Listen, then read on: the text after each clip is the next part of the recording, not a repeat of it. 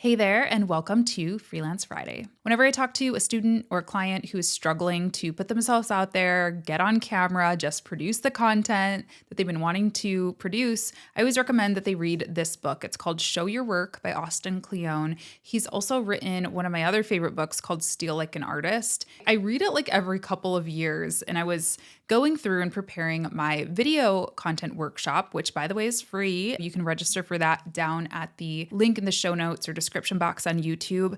I was putting that together and kind of went back to this for some inspiration. And I was like, I need to do a whole episode about this book. I can't believe I haven't talked about this book at length. So I hope that this inspires you a little bit. I hope you read the book. It's a really, really fun one to read because there's all these like illustrations and it's a really fun one. It's really quick read. So of course I'll leave the link for it down in the show notes as well. But today I want to talk about the biggest things that I learned from it. Let's put it up here like I'm a talk show host. Okay, so first of all, one of the big things that I think people struggle with is feeling like I don't know enough.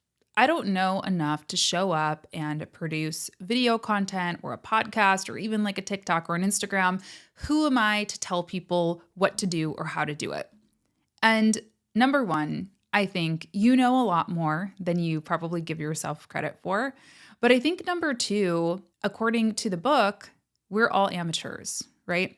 He says the world is changing at such a rapid rate that it's turning us all into amateurs, and that those who choose to embrace being an amateur are those who are winning this content game, you know? And I couldn't agree with that more. Sometimes people actually come at me weird because I'm like, I don't really like the term expert. Like when people call me a social media expert, I'm like, I don't really like assigning that term to myself because honestly, I don't know everything. Things change so fast. And sometimes people use that as a critique of my confidence, I guess. They say that means that, I don't really know what I'm talking about, but I think that's just a bit of humble pie, which I think is refreshing personally.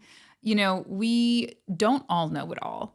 We do know more than we think. We do know more probably than the person who is 2 steps, 3 steps, 4 steps behind us at what we're doing. But it is okay to say, I don't really know how this TikTok thing works. Come along with me as I figure out TikTok for the month, and I'll vlog my process of trying to be a TikToker.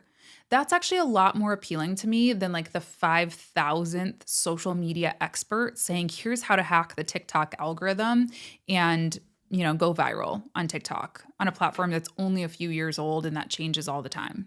I would much rather see somebody document their experience and, to his point, embrace being an amateur.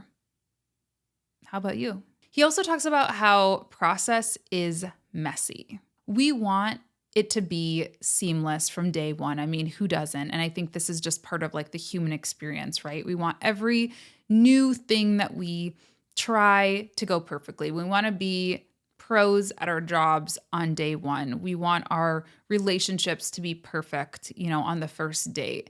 And yeah, we want our YouTube channels and our podcasts and our Instagram to be like high converting, high quality, beautiful aesthetically from day one. And that's just not how it works. I say it all the time. Look at your favorite YouTubers, early videos, and you see that process happen. You see that progress happen. And it often is not clean and beautiful and aesthetic. It's often super messy in many ways.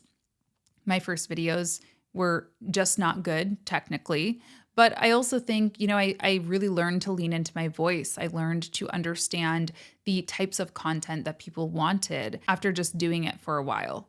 And so you have to just accept that I am walking into a tornado. There's an illustration in the book that I love because it's just like scribbles. And like that is what creating content is, especially in 2024, even in 2014 when he wrote this book.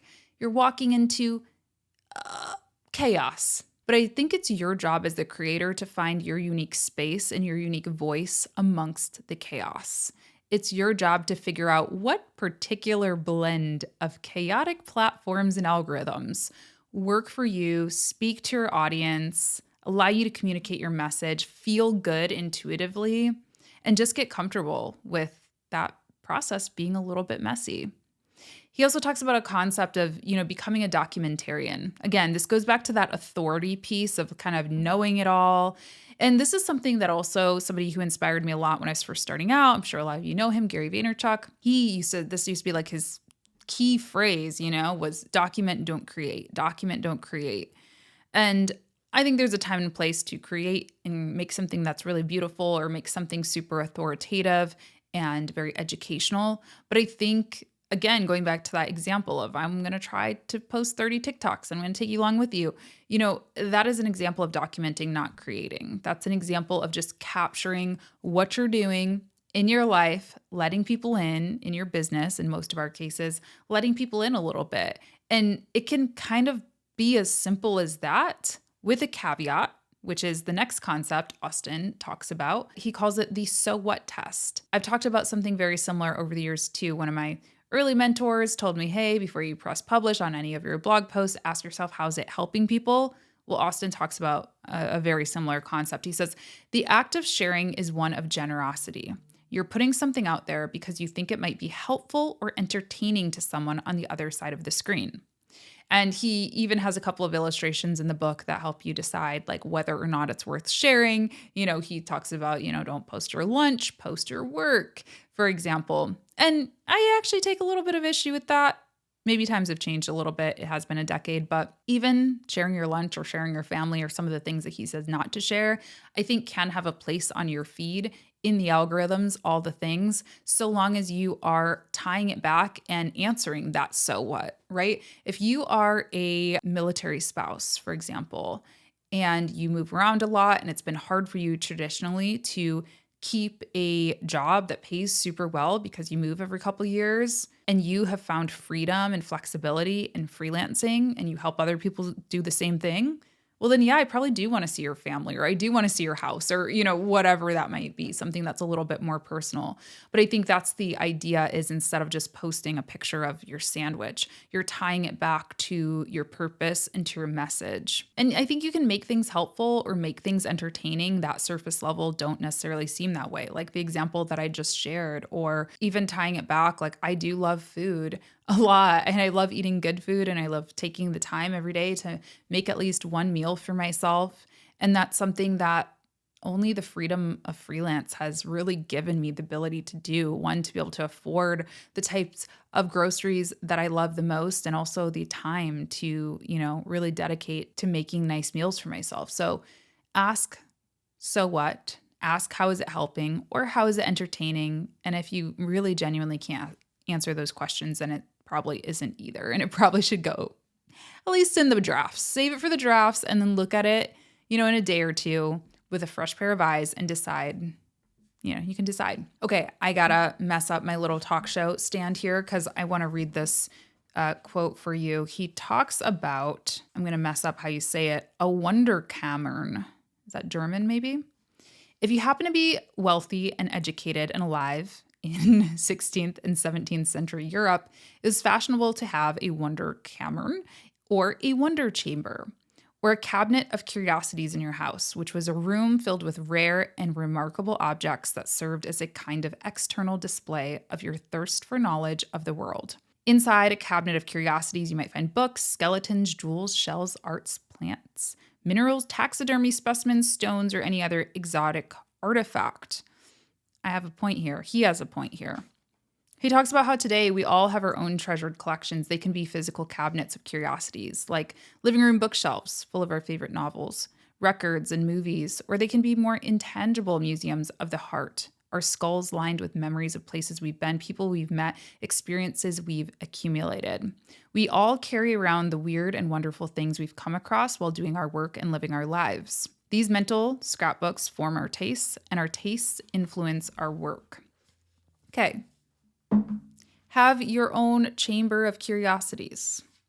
Nowadays, we've got the internet and we've got devices. So maybe that is a screenshot folder whenever you find things that inspire you. Maybe that's a Pinterest board. For me, I have an inspiration or kind of like an affirmation folder on my phone. So whenever I get a message that makes me feel really good, particularly about my work, a client testimonial or a thank you or something like that, I screenshot it and put it into this folder.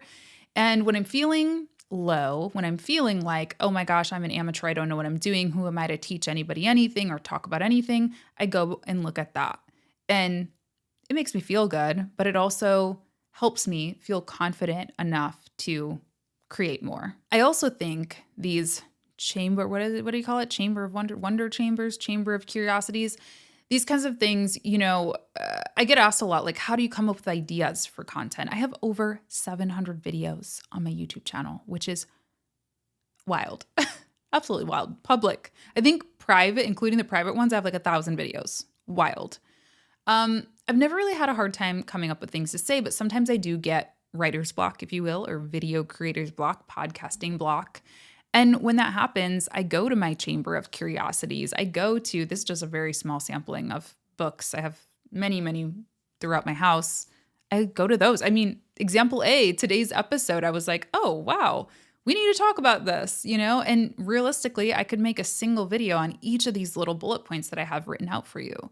So it is so important to be inspired as an artist, as a creator, to maintain that passion for what you do, not just what you do, but the industry that you're in or the art form, that you create, or even different art forms. I've been having this conversation a lot lately. I think just because it's summertime and a lot of us have maybe a little bit more downtime than usual. And like when I am feeling creative, when I'm painting pictures, when I'm making music that is terrible, because I'm terrible at both of those things, or at least not super good, not as good as I am at like making videos, for example. My videos are better. My teaching is better. I am thinking outside of the box. I'm writing real stuff on pages when I'm painting, So maintain that sense of wonder and give credit, he goes on to say, because if you fail to properly attribute work that you share, you not only rob the person who made it, you rob all the people you've shared it with. And I love this idea because I think nowadays the content creation world, can sometimes feel a little competitive maybe, or like, I'm the smartest person in the world and, I didn't need anyone to help me get here. And that's just not true. We all take inspiration from some people. That's why I always give credit to Gary Vee, even though I don't even really watch him anymore. It's just like, no, like he literally inspired what I do. If Gary Vee, his show, Ask Gary Vee did not exist, I would not have probably started a YouTube channel. Definitely not gotten into like the marketing side of things. And the thing is, when you're showing your work on the internet, when you're showing your work publicly, you are joining a community. A YouTube community, a TikTok community, an Instagram community, a literary community, whatever. Nobody, I don't care who you are. I love music. I do not just listen to one artist. I have my favorite artist. I listen to everything he puts out. I buy everything he puts out. I go to every show he every tour that he puts on. But I also listen to Taylor Swift, and I also listen to, whatever, like whoever else, a million other artists. And so you are robbing people if you don't give that credit and you don't be an active part of the community, because they're going to want to watch other people, not just you, and they're going to want to be able to explore. So give credit. This is really bad on Threads right now. Are you guys seeing like the copy pasta on Threads? It's really sucking the fun out of it, to be honest. Another thing he talks about in this book is storytelling, positioning, or arcs or frameworks. There's a few different ones. Like I kind of go through in most of my talks. Like if you've ever seen me speak at Social Media Marketing World or anything, the talk that I give, I talk about this one, which is Gustav Freytag. I don't know if that's how you say his name. I pretty much talk about his pyramid model, which starts with exposition, inciting incident, rising action, climax, falling action, resolution. Anyway, this is the one that I typically refer to. But there's also another one. Austin Kleon shows a couple, and one that's really interesting to me is Dan Harmon's story circle, which starts with a character in a zone of comfort, but they want something. They enter an unfamiliar situation. They adapt to it. They get what they wanted. They pay a heavy price for it. They return to their familiar situation, having changed. And whichever model, you choose, the point is that we can't just get on camera and be like, I am a social media manager. I make a bunch of money. Buy stuff from me. Boring. Super boring and impersonal. We want to see the struggle. We want to see How did you get to that point of being a social media manager? And even more importantly, what's the exposition? Where did you start, right? Did you grow up poor? Did you grow up and you couldn't afford to go to college? And so therefore you went on the internet and tried to figure out a job that you could do for yourself that could make yourself a good income without having a degree. And then you worked your tail off and got to the point where you were making a good amount of money and blah, blah, blah, blah, blah. That's what we want to see. That is what we want to see. We want to see the mess. We want to see the struggle, and we want to see, the reward. We want to see the progress. We want to see it all. And so that is the key, is learning how to tell a good story, because like I've said a million times before, you can chop up your video a million different ways. You can edit it. You can look amazing, and you can still tell really bad stories. So you got to learn how to tell good ones. And I think following these story frameworks that he so kindly included in this book is a good place to start for sure. A couple of other quotes that I'll share with you. You guys should really read this book. I hope I'm inspiring you to pick it up because it's a good one. He talks about teaching. He says, you got to teach what you know. And that we're all kind of teachers in our own right. Going back to this idea of all being amateurs, we're also all teachers. We also all have the ability to teach. And I understand that there is some nuance there, especially in today's coaching climate and all of that stuff. Like, listen, I got to know my lane. Okay. I'm not going to teach you advanced level accounting, but I can say, well, here was my experience and here's a resource that, I used, like here's my bookkeeper or whatever, and maybe they'll help you too. I can do that. And that is teaching in some way. I'm not going to tell you how to reconcile your books because I'm not qualified to do that, but I can teach by my experience. I can, teach through my stories. And he says, teaching people doesn't subtract value from what you do. It actually adds to it. When you teach someone how to do your work, you are in effect generating more interest in your work. He talked about that because he used an example of a barbecue pit company, whatever, who kind of like gave away their secret sauce, if you will, in a YouTube video. They showed exactly how to do what they make. And I think a lot of us we hold our trade secrets, I suppose, a little too close to our chest. I have never thought, I think maybe to my detriment to some degree, but I've never really thought too much about that. I've never been like, oh my gosh, well, my clients are going to watch my videos and then they're going to fire me because they're just going to do this stuff themselves. That's never really been a thought on my mind, and that's never really happened because I'm always keeping in mind, number one, nobody does it exactly like I do. I can tell you the exact steps to do things, but we all have our unique superpowers, our unfair advantages, whether that's an eye for framing my camera a certain way, or an ear for getting audio correct, or whatever, or just your own personal voice, right? We all have something special about us, but we also have to remember that people buy services or products, courses, coaching, whatever, not just for the deliverable. Like, of course, yes, if somebody hires you to do their social media, yes, they want their social media managed. But they also could probably do it themselves. Like, truly, it's that they don't have time for it, or they don't have the expertise for it, and they don't have the time to continue to brush up on expertise like a marketing agency or like a freelance social media manager does. That's our jobs. So you got to just carry a little bit of that confidence and remember that by teaching, it's actually getting people interested in what you're doing, and it's showing that you are serious about whatever it is that you are offering. If you care enough to teach people how to fix their own bike, well, your bike shop is probably really good because you're probably really passionate about fixing bikes. And I'm probably still going to go to it, unless it's a minor thing that I really, truly could fix in my garage. If it's going to take me any longer than 20 minutes, I'm taking my bike to your shop. He ends with two concepts that I want to just reference back to, which is about consuming and creating. Okay. He says, when I was in college, there was always that one classmate in every creative writing workshop who claimed, I love to write, but I don't like to read. We all know that person, don't we? It was evident right away that you could pretty much write that kid off completely. As every writer knows, if you want to be a writer, you have to be a reader first. Well, I say the same thing for YouTube. I hear from people all the time Not going to call anyone out here. I don't want to make you feel bad. But I hear this from people all the time. They're like, okay, Latasha, you just told me that 80% of your leads every month come from YouTube. So I want to be like you and I want to be on YouTube. And I'm like, cool. So what YouTube channels do you watch? And they say none. And I say, either watch some first or find a different platform.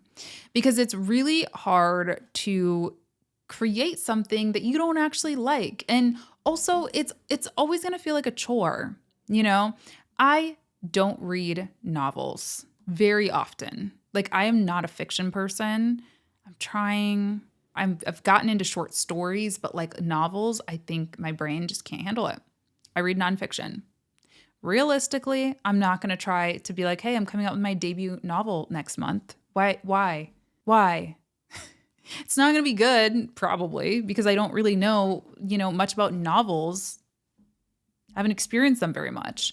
But it also speaks to the second point he talks about. He says, if you want fans, you have to be a fan first. If you want to be accepted by a community, you have to first be a good citizen of that community.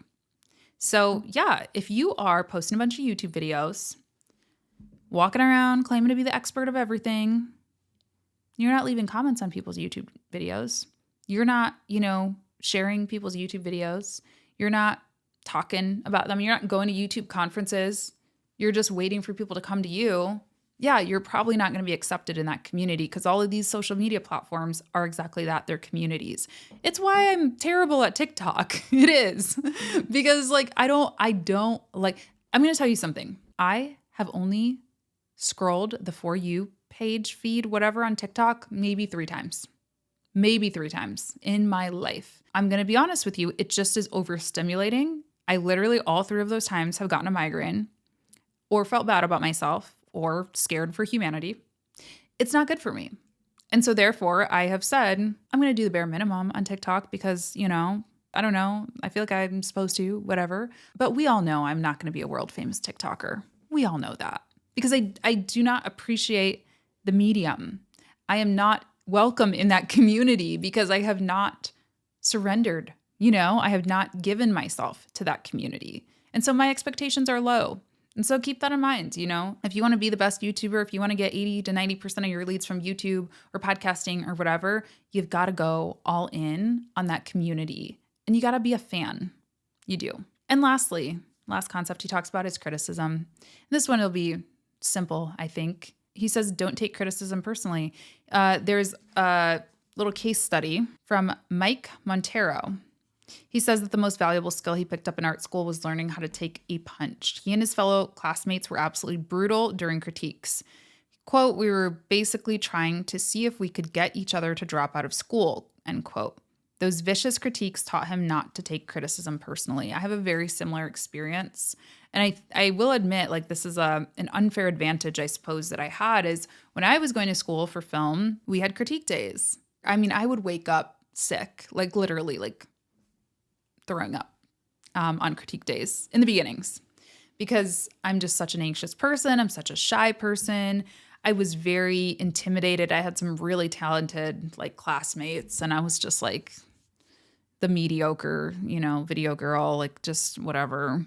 But they helped me so much when it comes to YouTube and content creation because you learn that, yeah, criticism is not personal. Somebody is critiquing the project that I made and they're saying that, the framing isn't right or whatever, or the audio is a little fuzzy or, the lighting, they would have done this. They're not saying, Latasha, you suck. In fact, I, over the years of sitting through critiques, learned that if nobody was raising their hand and giving me a critique, number one, that was usually when the project was the worst because they didn't even care enough about it to try to make it better. It didn't move them at all. But also, yeah, it was kind of hurtful. I was like, dang, guys, you guys just gave Bob over here all these critiques. Can you give me a little love? Can you give me a little attention? Can you help me improve myself? So it's not to say that critiques are the same thing as trolls, which he talks about in the book as well. There are baseless critiques. There are ill-intentioned critiques. But when there is genuine feedback out there, part of putting your work out there is learning how to accept that and refine your end product, make it even better, and put it back out in the world. That is how you grow.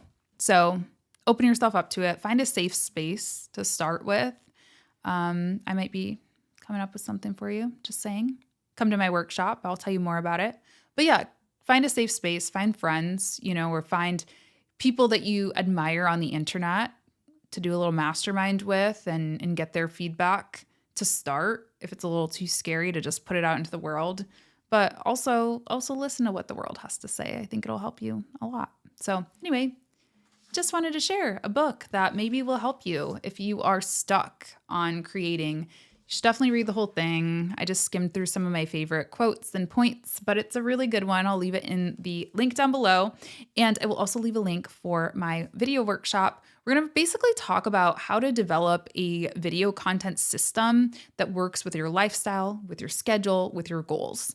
And you're going to walk away with a whole game plan for how you're going to start creating video content, because I really do think it is so important. What I said is true. 80 to 90% of my leads any given month come directly from YouTube, which is super valuable because it's not stuff I have to work like extremely hard for, because I have this backlog of videos that I've created over the years. And I also just have so much fun doing it. And it's such a fun form of creative expression. And I know that you all already fit into this point of consuming and creating if you're watching or listening. So you should be there. It's totally free. It'll be a lot of fun. And thank you so much for tuning in to today's episode. I hope it was helpful or interesting or entertaining or something for you. I'll talk to you in the next one. Bye.